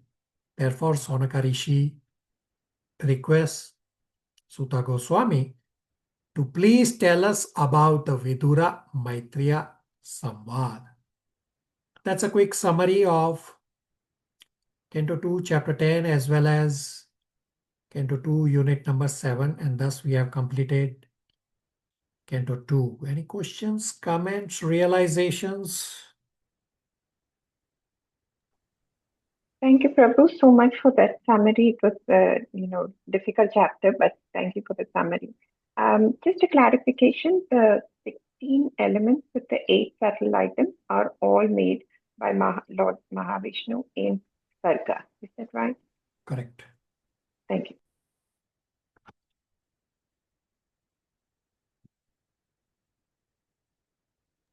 Hare Krishna. So, yeah, go ahead. Sorry, I have a question. When we are showing that chart, you show that 10 demigods for each senses, right? Yeah. So these are 10 demigods when again after the partial inhalation, when the Lord creates. So these are the 10 God who pray to Lord. You are asking partial or full annihilation? No. In the first creation, you said that 10 demigod who are before Brahmaji. Correct. Yeah. So this is partial inhalation or total inhalation? I'm not understanding why you are referring to. I don't understand your question. So the question is: these demigods, when Lord Vishnu creates the Sarga, the demigods are already present there, and then so as part of Sarga, these 10 demigods are also created as part of original creation, and these are created before Brahmaji. Before Brahmaji. Okay. So these are the gods who are praying to Lord before Brahmaji. Okay. Correct. So this will come up in Canto 3 also, that when before creation happens and after this annihilation, or during this partial annihilation, what are these 10 demigods doing? So these 10 demigods are actually worshipping the Lord. This will come up in Canto 3. That there's nothing else to do except worship the Lord. Archana? Yeah. Hare Krishna. Okay. Very good. So from next week, 8th of March, we will be revising Nectar of Devotion. So on the same revision document, you have the next tab of Nectar of Devotion. So some are already populated. The rest of you, I request you to please populate. I don't know, my saying doesn't really make any difference, but I can only request it again. And as I said at the start, that you on the same revision document, you also have a tab for the bigger Bhagavatam presentation. So in the next 2 to 3 days, it is absolute mandatory for all of you to connect with me with your topic, because you don't realize this is going to take significantly long time for you to prepare for your bigger Bhagavatam presentation. There is absolutely no need for procrastination. So in the next 2 to 3 days, everybody should connect with me. I want to hear from everybody. Yes, no, silence. Yes, Prabhuji, we will.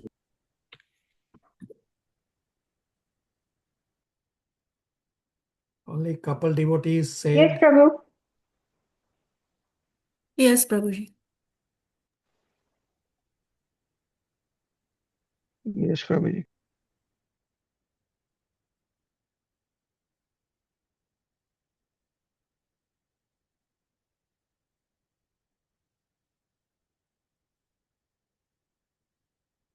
All right.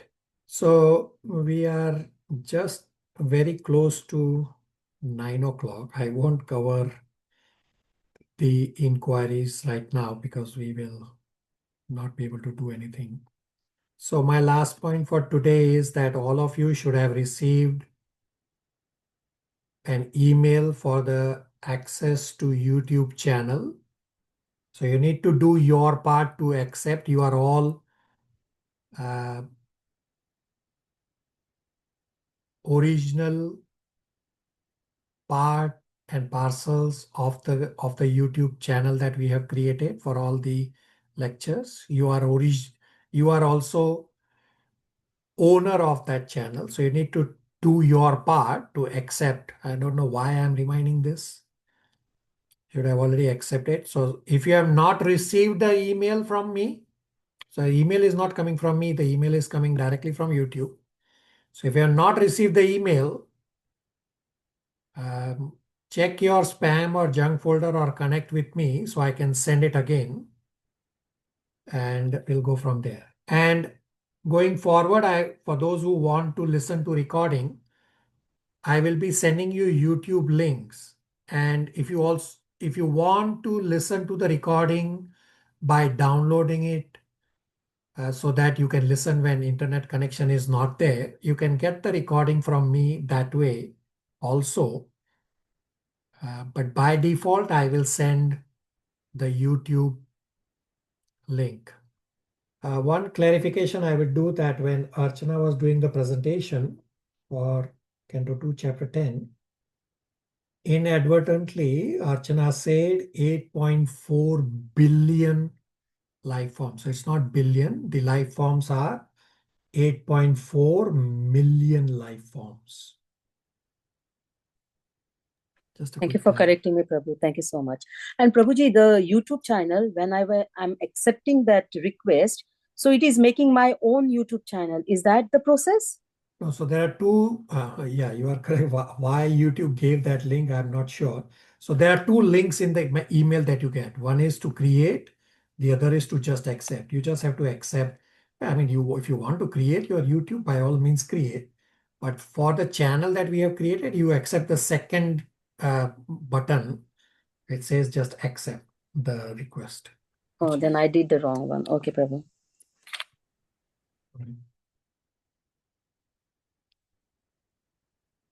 Okay. Hare Krishna. Thank you, Prabhuji. Hare Krishna. Thank you, Prabhu. Hare Krishna, everyone. Hare Krishna.